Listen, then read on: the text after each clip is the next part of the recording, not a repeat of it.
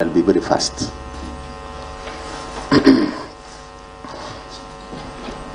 Special motion proposed removal from office of the governor for Kericho County, Honorable Dr. Kericho Mutai, by impeachment by Honorable Kericho, elected member of the County Assembly of Kericho, Sigawit Ward. Honorable Speaker, I beg with the support of members of the County Assembly of Kericho, the County Assembly, whose names and signatures I have annexed here to, as Annexure 1, to move the motion for impeachment of His Excellency, Honorable Kericho Mutai, the Governor of Kericho County, for Roman number 1, gross violation of the Constitution of Kenya. Roman number 2, gross violation of various national and county laws. Roman number 3, serious reasons for believing that the governor has committed crimes under national law. Roman number 4, abuse of office. And Roman number 5, gross misconduct. The specific grounds of motion are organized thematically as outlined below and elaborated in the ensuing pages of this motion. The evidence in support of the motion is set out in 1. Affidavit in support of this motion duly sworn on 5th August 2025 by Honorable Kericho. Exhibits annexed to his affidavit in support of the motion.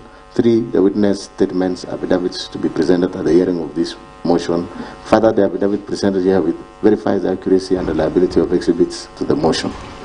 Whereas Article 2 of the Constitution of Kenya 2010, hereinafter the Constitution, restates the supremacy of the Constitution as the supreme law of the Republic and binds all persons and state organs at both levels of government.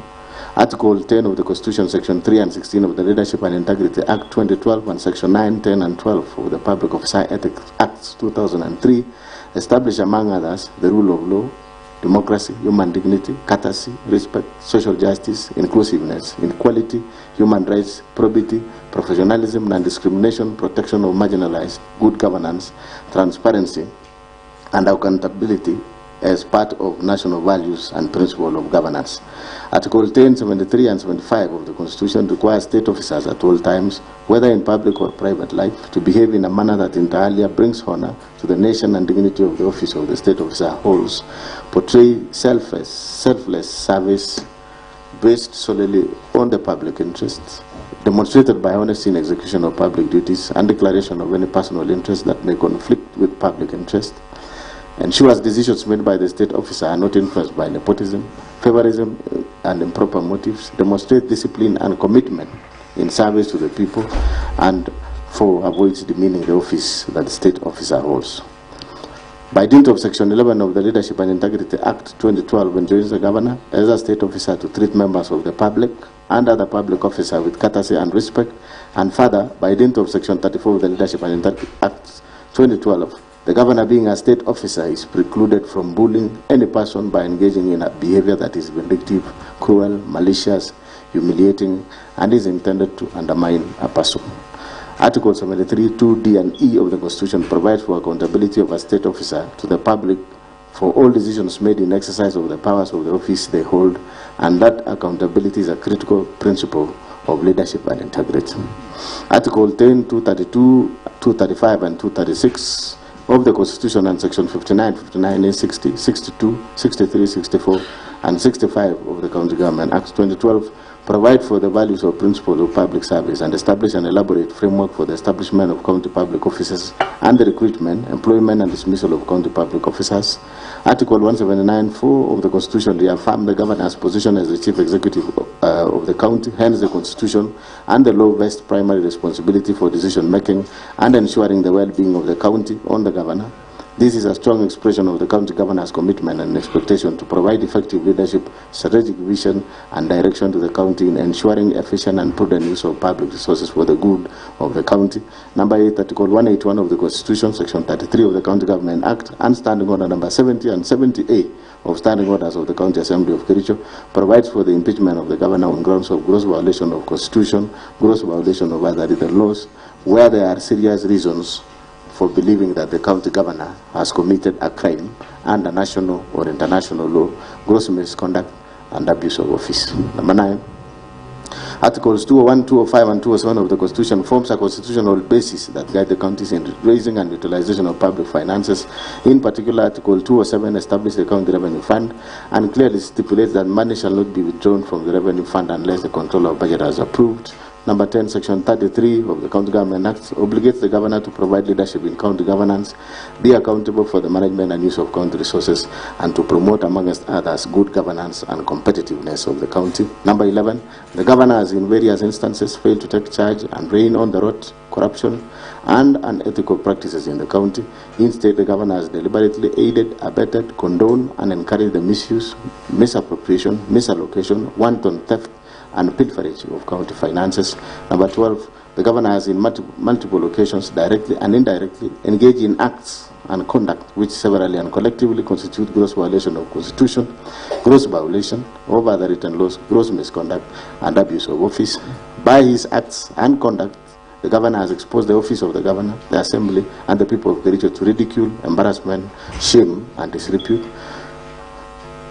14, the conduct of the governor has been scandalous and embarrassing to the high office of the county governor, an office held in public trust and whose authority to be exercised in a manner consistent with the purpose and objects of the Constitution. Honorable members, I remind you, we are standing orders when the chair is on it, no movement. 15, the conduct of the governor has made it impossible for the county to be governed as it ought to be, comprise service delivery, and jeopardize the functions of both arms of county government of Kericho. It has therefore become untenable for the governor to continue being in office. 16, the governor has variously committed constitutional wrongs that subvert the structure of government and undermine the integrity of office and even the constitutional itself. The significant effects of the conduct, i.e. undermining the integrity of office, disregard of constitutional duties and oath of office, arrogation of power, and abuse of government process, has had an adverse impact on the running and administration of Kericho County government. And number 17, the governor has continued to stay in office, has and will continue to undermine effective service delivery to the detriment of the people of Kericho County, in whose trust the governor holds the office. The Assembly resolves to impeach the governor under Article 181 of the Constitution, Section 33 of the County Government Act, and Standing Order number 70 and 70A of the Kericho County Assembly Standing Orders on the following grounds. A, gross violation of the Constitution and other laws.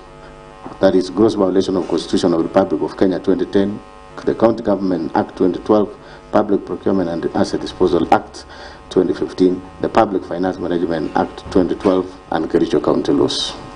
1. Misappropriation and misallocation of county finances. On various occasions since his election as a governor and subsequent assumption of office, the governor has engaged in various acts of gross violation of Article 10, 183, and 201 of the Constitution, Section 102 and 109 of the Public Finance Management Act, Cap 412A, and the provision of the Kericho County Rating Act number 5 of 2019 as follows. Roman 1, fictitious payment of works, goods, and services. Between January 2025 and July 2025, the governor engaged in gross violations of Articles 10, 183, 201, 207, and 208 of the Constitution, and Sections 102, 109, and 110 of the Public Finance Management Act 2012, and Section 33F of the County Government Act 2012. The governor aided, abetted, and or condoned the fictitious payment of goods, services, and works which were neither delivered nor done, occasioning the county loss of Kenya shillings 85,704,522.90 in A, services which were not rendered and or partially done, e.g. maintenance of 15 residential houses in Kericho and WhatsApp County at a cost of 2,999,000. B, goods not delivered, including soya beans, maize jam, sunflower and seed cake, and cotton seed cake, alleged to have been supplied for Kenya shillings 14,908,640. C, overpriced goods, including sodas, alleged to have been bought for about Kenya shillings 500 shillings per 300 millimeters bottle, and a bale of tissue paper, alleged to have been bought for Kenya shillings 2,750 per bale of 10 tissue papers, and a hand towel priced at Kenya shillings 3,600. D, works, goods, and services alleged to have been procured for Kenya shillings 5,172,715.60 from companies including Mengro Products Limited, Ildama Construction and Supplies Limited, Brisa Construction and Supplies Limited, Prospera Ventures Limited, and IBM Pro Construction Limited, without any supporting documents. And E, payment of contractors from the retention account for the works done more than 5 years ago, some of which companies had already been paid, and therefore misappropriating county funds through double payments. 2, some of the goods, services, and works were procured without following the procurement, processes. No tender opening committees were formed contrary to Section 78 of the Public Procurement and Asset Disposal Act 2015, as read together with Regulation 25 of the Public Procurement and Asset Disposal Regulations 2020. Similarly, there were no professional opinions done to the accounting officers contrary to Section 84 of the Public Procurement and Asset Disposal Act of 2015. 3. There was deliberate circumvention of competitive tendering of the same goods, services, and works by splitting of contracts to suit the request for quotation method, thus violating Section 54 of the Public Procurement and Asset Disposal Act 2015, as read together with Regulation 43 of Public Procurement and Asset Disposal Regulations 2020. 4. Most of the goods, services, and works were procured outside the approved budget as required under Section 44(2)(a) of the Public Procurement and Asset Disposal Act 2015. 5. The documents used by the departments were not clear and did not bear references to the procurement requirement, provision of dates, especially invoices generated, and signatures of respective officers. There was therefore blatant violation of the provision of Regulation 68 of the Public Procurement and Asset Disposal Regulation 2020. Number 6. No market survey was conducted as required under Regulation 43(4) of the Public Procurement and Asset Disposal Regulation 2020. The contractors therefore supplied goods with exorbitant prices, contrary to Section 54(2) of Public Procurement and Asset Disposal Act of 2015. 7. All the subject goods, services, and works were paid for in advance, yet the county has accumulated pending bills over the last 3 years of Kenya shillings 1.1 billion, which have been verified and are yet to be paid from the time the governor assumed office. 8. The report of the ad hoc committee on alleged fictitious payments, tabled before the Assembly on 5th August 2025, made pertinent and damning findings and recommendations that point out to the deliberate failure to act, neglect of duty, and even conspiracy on the part of the governor, to wit: A. The documents shared with the ad hoc committee by the departmental heads called to testify were not accompanied by E-Team's invoice. This lends credence to the suspicion that the documents may have been prepared to cover up the theft after the whistle was blown. B. Payments were made in advance before goods, services, and works were delivered or done, and as at the date of tabling of the report, some of the goods, services, and works remain undelivered to date. C. Documents that were used to process payments bore the signatures that could not be authenticated. Subsequently, certain officers whose signatures appear in the said documents have denounced the documents. D. The gaps highlighted in the report point to serious governance concern and weak internal controls in Kericho County that the appointing authority, i.e. the governor, policymakers, accounting officers, and indeed all the officers entrusted to deliver services to the county have failed to do so as required by the law. E. There was an intention to defraud the county and violation of the Constitution 2010, Public Finance Management Act 2012, County Government Act 2012, Leadership and Integrity Act, the Powers and Privileges County Assemblies Act, the Public Procurement and Asset Disposal Act 2015. Under Article 179 of the Constitution and Section 33F of the County Government Act 2012, the governor has the overall responsibility of being accountable for the management and use of county resources. 10. It is a matter of public notoriety that when the whistle was blown on these fictitious payments, the governor on 26 July 2025, while attending a function at Kamalok village in Cheboinward, rubbished the claims and called for stern action against the whistleblower. This shows someone who is either unaware of the happenings in the county or was deeply involved in the scandal. Roman number 2, misappropriation of National Agricultural Value Chain Development Project, NAV-CDP funds. 11. On various dates between year 2023 and 2025, the governor has violated the provisions of Article 10, 183, 201, 207, and 208 of the Constitution, and Section 48 and 159 of the Public Finance Management Act 2012, and Section 33F of the County Government Act 2012 by aiding, abetting, condoning, and or overseeing the massive looting, pilferage, misappropriation, and misallocation of NAV-CDP funds amounting to over Kenya shillings 351 million as at 10th June 2025. 12. From the report of the Committee of Agriculture, Livestock and Fisheries, Cooperative Management, Tourism and Wildlife on the implementation status of the National Agriculture Value Chain Development Project, NAV-CDP, in Kericho County, tabled in the County Assembly on 6 August 2025, the County Assembly noted the following discrepancies in the use of Fund A. The expenditure was used for farmers' cooperative societies, farmer producer organizations, found only in 19 out of 30 wards in Kericho County. This implies that the funds were meant for agripreneurs, whose role was to enumerate farmers and organize them into circles, was not adequately utilized. B. Each ward circle was meant to get Kenya shillings 1 million, yet the committee found out that of the 19 circles under the program, only 7 have ever received financial support since the inception of the fund. C. It is further indicated in the report that some SACCO received nominal support in kind of form of office furniture and some farm inputs, while others have never received any support. D, even though SACCOs and farmer producer organizations which received support in kind did not receive delivery notes when the furniture, computers and other supplies were delivered, and they cannot therefore ascertain the prices, source and therefore quality of what was supplied. E, procurement of furniture and equipment under NAF-CDP program was conducted centrally with minimal involvement of key stakeholders. This does not only undermine the principle of transparency in procurement, decision making and lack of ownership, but also created room for pilferage and misappropriation of the funds. 13, the office furniture and equipment supplied under the NAF-CDP program are largely of substandard quality. There was therefore no value for money and compliance with Public Procurement and Asset Disposal Act 2015, particularly Section 124, which obligates the procuring entity to select quality and cost-based selection QCBS method as the preferred method to be used to evaluate proposals.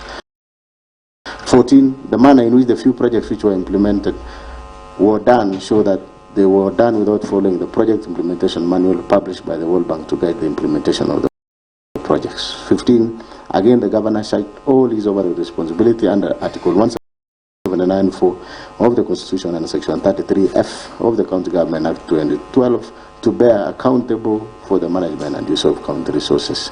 16, there is evidence that the governor has been ordering withdrawals from the fund for reasons other those for which the fund was created by the donor. Evidence of this shall be availed at the hearing and consideration of the motion. Mover will be asked the Assembly to issue an order, Article 195(2)(b) of the Constitution and Section 27(1)(c) and 2 of the County Assemblies and Powers Privileges Act 2027, compelling the relevant banks where the funds were drawn to furnish this House with a bank statement showing the withdrawals of the funds from 2023 to date. Number 3, misappropriation of funds and an unfair distribution of projects funds under financing locally led climate action FLOCA fund.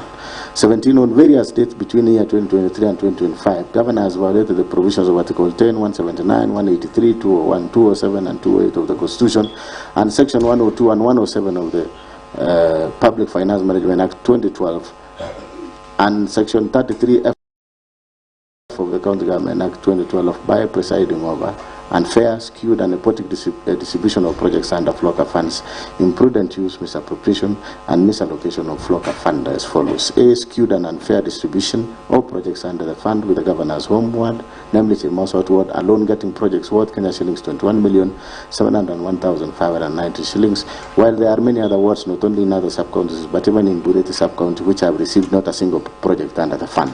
This nepotically skewed distribution of projects under the fund violates the national values and principle of governance and under Article 10 of the Constitution, and in particular the values of equity, non-discrimination, equality, good governance, integrity, transparency and accountability, the principle of public finance under Chapter 12 of the Constitution, as well as the provisions of Section 102 and 107 of the Public Finance Management Act, which enjoins the governor to ensure fiscal responsibility and adherence to the values and principles of the Constitution in the management of county funds. B, Joint Committee on Water and Sanitation, Environment, Energy, Forestry and Natural Resources, in the report on the implementation status of FLOCA programs, noted that some projects under the fund, namely Chemamul Water Project in Kabianga, Water and Environment Projects in Seretete Tororiet Ward, Toroing Tight Cooperative Society, Milikuling Plan in Kapsaos Ward, Soliat Water Tree Nursery Establishment Project in Soliat Ward, and Donyomare Borehole Water Project and the Laitich Water Project in Soliat Ward are marked as 100% complete, yet there are either defects in the works, incomplete and substandard works. 18. As a result of this unfair distribution of projects, wards like Cheblanget, Litein, Chai, Chichila and Konyak did not get even a single project in all the categories under the fund, namely environment, agriculture and water. Number 4, misappropriation of county funds under Equalizer Kazi Mtaani Initiative. Number 19, on or about 14 February 2023, Governor engaged in gross violation of Articles 10, 183, 201, 207 and 208 of the Constitution and Section 102, 109 and 110 of the Public Finance Management Act 2012 by launching a program dubbed Equalizer Kazi Mtaani initiative and drawing county funds towards the initiative without a legislation to anchor the initiative, public participation, prior approval of the county assembly and the controller of budget, and prior approval of the budget and appropriation committee approval. 20. Under the fund, a total of Kenya shillings 39 million were paid without proper tendering, local service orders, and for the services which were not delivered. 21. County Assembly's report on the ad hoc committee on Kazi Mtaani pointed out various violations of the Constitution and the law in the rolling out of the implementation of the initiative. However, the governor deliberately disregarded the report and it has hitherto not been implemented. 22. The deliberate failure, omission, and unwillingness to implement the report of the County Assembly on Equalizer Kazi Mtaani initiative undermines devolution, the doctrine of separation of powers, and is therefore antithetical to the values or principles of governance under Article 10 of the Constitution, the objects of devolution, and Article 74 of the Constitution. Number 5, misappropriation of funds under the Strategic Intervention Projects, SIPs. 23, in various dates during the financial year 2024-2025, Governor engaged in gross violation of Article 10, 183, 201, 207, and 28 of the Constitution, and Sections 102, 109, and 110 of the Public Finance Management Act 2012 by overseeing misappropriation of various projects under the Strategic Intervention Projects Fund. For instance, that's number 24, the project for upgrading of Kunyak Dispensary to Health Center, which is a tender project for the construction and renovation of various facilities within the health center by MS Belitra Enterprises Limited for Kenya shillings 44,756,846, a total of Kenya shillings 8,575,186 has been paid for no works done. Indeed, when the County Assembly's Committee on Implementation visited the site, they found the contractor had only supplied materials, contrary to the Finance Department report to the Assembly that the kitchen and staff house was at walling stage while the MCH is at slab level. Number 6, other violations of the Constitution and the law. 25, the President and former Chief County Executive Committee members and Chief Officers have variously reported coercion by the Governor to make financial allocations for Governor's own use from the funds allocated to their respective departments, and which funds were required to remit through the Governor's personal assistance. 26, violation of Article 201 A, D, E of the Constitution of Kenya 2010 on principles of public finance management, and Article 226 as read with Article 227 of the Constitution by the presiding over glaring irregularities evidenced by A, irregular award of contracts and evasion of accountability, B, willfully interfering in the procurement processes and the award of tenders, C, skewed tender awards to various contractors at inflated rate in collusion with fraudulent contractors and suppliers, D, irregular implementation and unfair distribution of various programs in the county, and E, intentionally and negligently presiding over massive theft of county public funds as evidenced by Auditor General's report for the preceding financial years, which have raised red flags over various projects. 27, on 15th August 2023, the Governor compensated the victims of Londiani accident from the County Emergency Fund to cover up for the funds raised by the public and misappropriated by a committee he had formed to steer the fund drive, and without cogent explanation of how the funds publicly raised for the victims had been expended. Evidence of the Governor's engagement, connivance, and complicity in the aforementioned acts of misappropriation, misallocation, and illegal drawings of county revenue and county finances is to be found in Roman number 1, report of ad hoc committee on alleged fictitious payments, KCA Exhibit 01. Roman number 2, a bundle of sample vouchers, payment requisitions, delivery notes, LSOCTC on the payments, KCA Exhibit number 2. And Roman number 3, joint committee reports of County Assembly on implementation status of National Agricultural Value Chain Development Project, NAP-CDP in Kericho County, KCA Exhibit 03. Roman number 4, World Bank Project Implementation Manual for NAP-CDP, KCA Exhibit number 4. 5, joint committee report on the implementation status of FLOCA programs, KCA Exhibit number 5. 6, report on the ad hoc committee on Kazi Mtaani, KCA Exhibit 06. Roman number 7, committee on implementation report on the motion of strategic intervention projects, KCA Exhibit 07. A bundle of vouchers for the payment of various projects under strategic intervention projects, KCA Exhibit 08. Affidavits of Mr. Kericho H, KCA Exhibit 09, and video clips marked KAV 01 and KAV 02. 2, misappropriation and or abetting misappropriation of the funds publicly raised for the victims of Londiani accidents. 1, on various days between 4 July 2023 and 9 July 2023, the Governor grossly violated the provisions of Article 10, 73 and 75 of the Constitution and Section 29 and 34 of the Leadership and Integrity Act 2012. A, by A. Overseeing misappropriation of funds raised for the victims of horrendous Londiani Junction accident tragedy, in which over Kenya shillings 9 million of public raised funds were lost. B. Reneging on his undertaking to implement the report of the County Assembly's ad hoc committee formed to probe the misappropriation of funds meant for the victims of the accident. There is evidence that the governor filed a suit and or supported a suit by those implicated in the report of the County Assembly's ad hoc committee in Kericho, ELRC petition number E006 of 2023, Dr. Wesley Bor and 5 others, versus the governor, Kericho County Government and others, and Kericho ELRC petition number E014 of 2023, Victor Tum and others, versus the governor, Kericho County Government and others. C. Being personally and directly complicit in the flawed award of direct tenders for service providers during the fundraiser and requiem mass of the victims of the accidents. D. The county governor has in this regard committed numerous and various acts in the course of his duties that are contrary to and in violation of the Constitution and the laws of Kenya. These include Roman number 1, the authenticity of various payments made cannot be confirmed. The fact that the exact amount of money expended from the sum collected during the fundraiser points to impropriety and suggests a clear fraud on those whom the funds ought to have been benefited. 2. A total of Kenya shillings 13,682,760 was collected at the fundraiser. A sum of Kenya shillings 423,000 was purportedly expended as pastors' facilitation, transport refund, field preparation, lunches and refreshments, printing, publishing and radio announcement.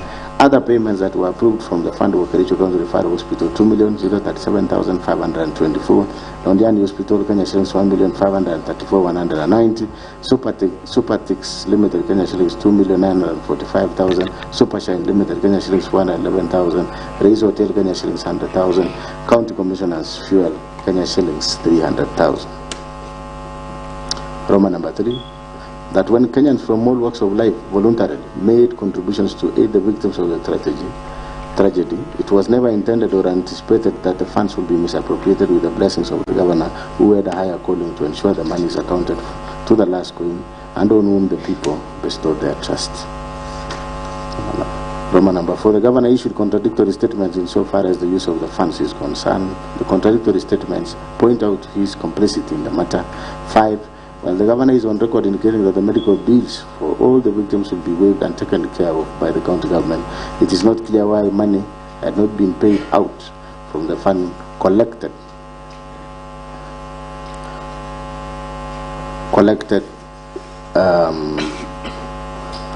while the governor is on record indicating that the medical bills for all the victims will be waived and taken care of by the county government, it is not clear why money had to be paid out from the fund collected to various public hospitals against the express and equivocal representations of the governor. Honorable members, that request, clerk, is in order. It is granted. You can proceed. Number E. By his acts of omission and commission, the governor has grossly violated the provision of Article 75 of the Constitution, which demands that a state officer shall, whether in private or in public, behave in a manner that avoids conflict of interest between personal interest and public or official interest, or compromises public interest in favor of personal interest.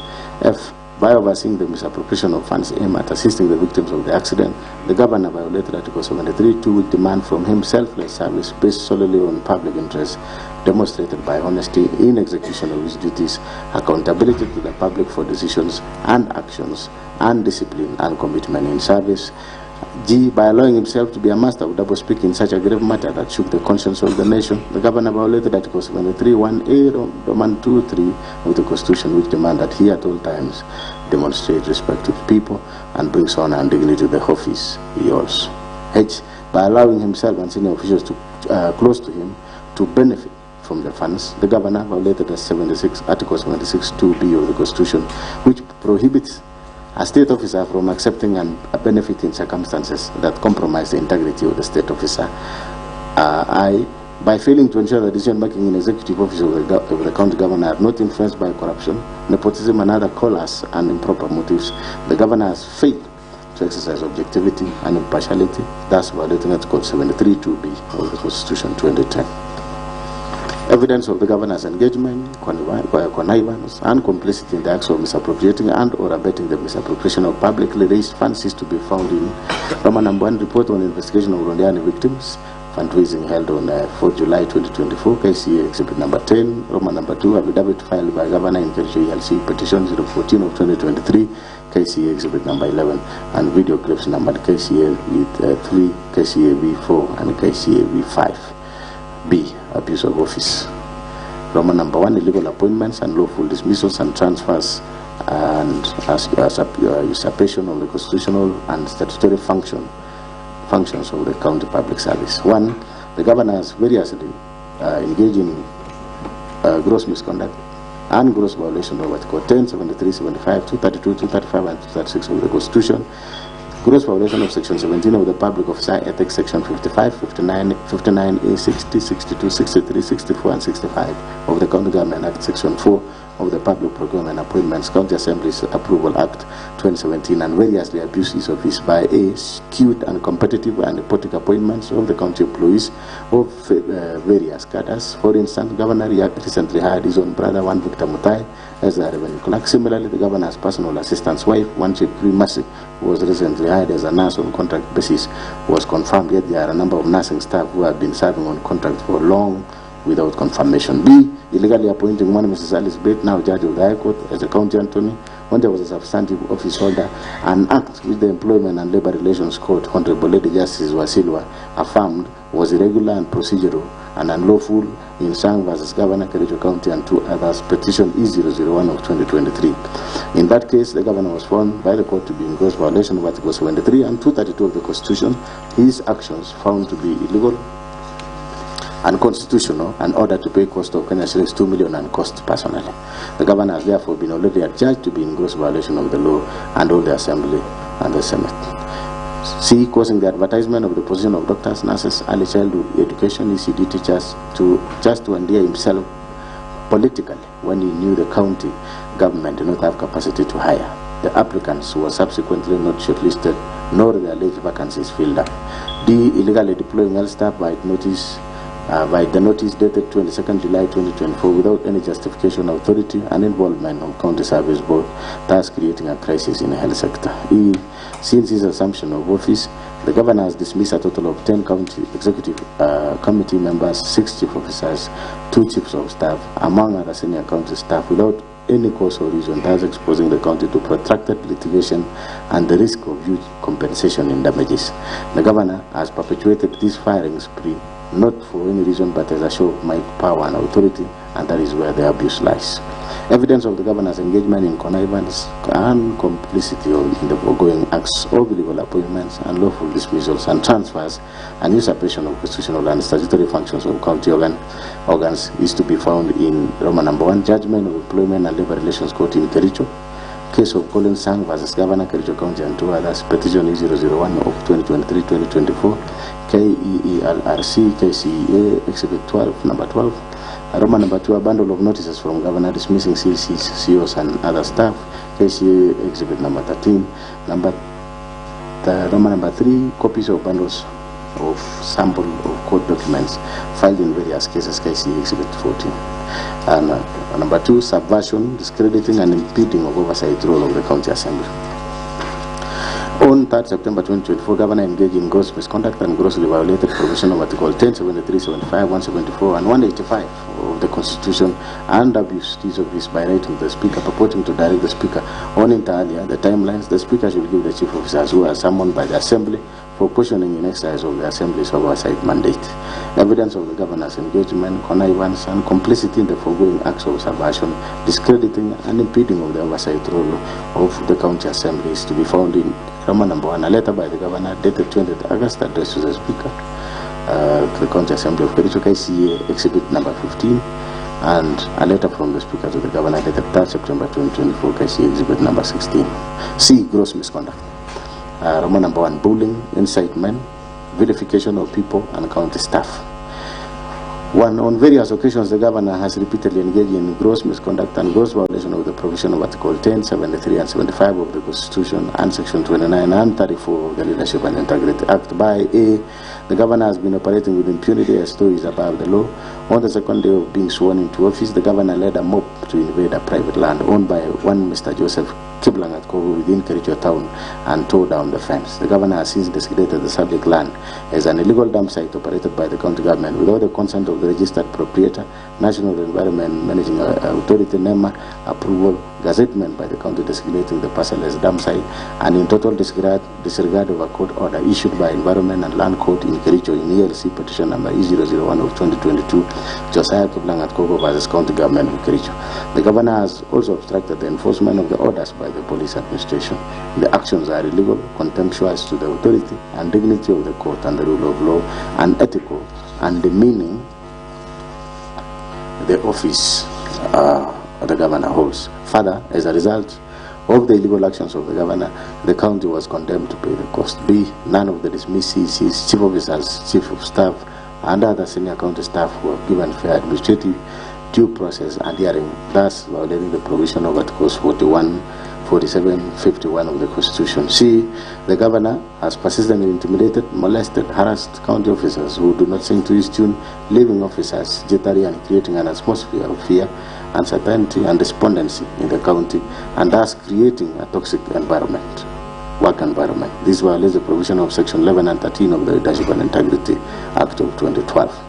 D. The governor has persistently used divisive language, divisive and unbecoming language, which undermines the office he holds, contrary to Section 8 of the Leadership and Integrity Act 2012. E. The acts of the governor enumerated above have all collectively brought dishonor and disrepute in the office of the governor in violation of Chapter 6 of the Constitution and the Leadership and Integrity Act of 2012. The evidence of governor's engagement, connivance, and complicity in the preceding acts of incitement, vilification of people and staff is to be found in Ramanambuan, affidavit of Joseph Kiblangat Kogo, sworn on 23rd September 2023 in support of notice KCA exhibit number 17, and to judgment of ELC in ELC petition number 001 of 2022, Josiah Kiblangat Kogo versus County Government of Kericho KCA exhibit number 18, as well as the video clips. Thank you, honorable members, for your patience.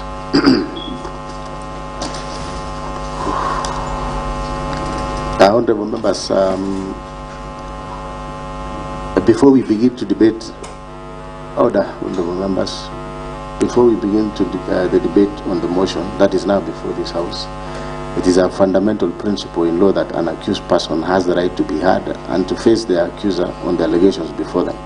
Indeed, this is the essence of Article 47 and 50 of our Constitution. To this end, I will now invite His Excellency the Governor of Kericho County, whether by himself or by council, to take the floor and make his submissions to the grounds and particulars of the motion before this Honorable Assembly for a period not exceeding 2 hours.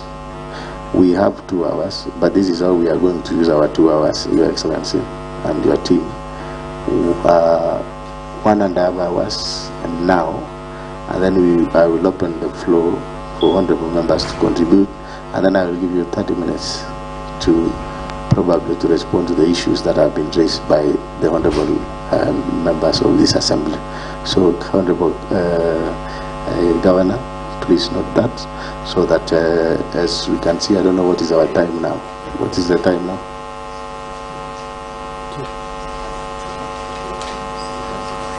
So it's 1:50.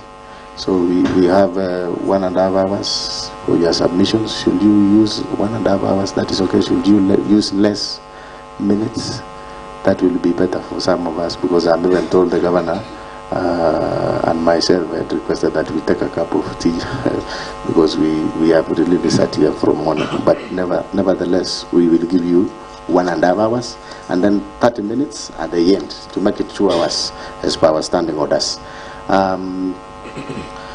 So you will take to the floor and make his submissions to the grounds and particulars of the motion before this Honorable Assembly for a period not exceeding 2 hours. The 2 hours shall be split into two. First shall be 1.5 hours after I've proposed, and the last 30 minutes before the move of the motion is called upon to reply. Honorable members, please note that His Excellency the Governor submitted his response yesterday, the 14th August 2025, at 8:50 a.m. The said response was delivered by David Kirui, the acting principal administration officer. Upon perusal of the response, the office of the clerk noted some pages were unclear, missing, and communicated the same to the said officer.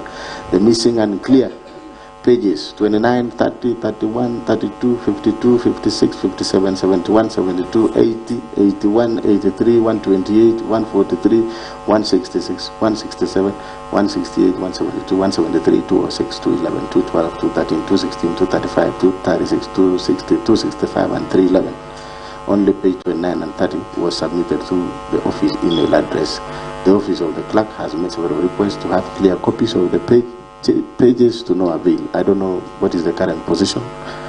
Clerk, are the pages, do you have all these pages now? Not yet. His Excellency the Governor, you have, there is a challenge there for the missing and unclear pages, and I think your team had been notified. I want to note that Katwa, maybe you will speak about it when you will be presenting.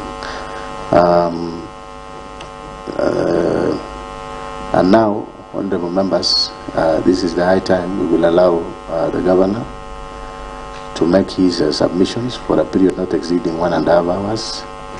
This time includes time allocated to his councils on record. If more than one council on record, the councils will share this time. I hope that is in order. So we need to administer the oath, starting with His Excellency the Governor. And then I don't know